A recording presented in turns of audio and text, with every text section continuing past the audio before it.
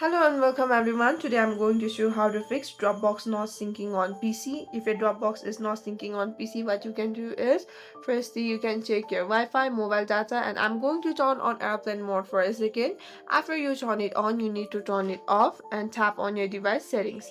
After you tap on your device settings, scroll down, tap on your apps. After you tap on your apps, tap on app management. After you tap on app management, you will see the search bar. Tap on the search bar and start typing for Dropbox. Tap on Dropbox. After you tap on Dropbox, tap on storage uses. After you tap on storage uses, you can tap on clear cache. In the both ways, you can clear cache on your device settings and in the app also. And next, what you can do is update the app. You can update the app from Google Play Store. Tap on Google Play Store and update the app. And next, what you can do is reinstall the app. Press the app and tap on uninstall. After you uninstall from the both sides, you can install it from Google Play Store. If you still have any questions, you can comment down below.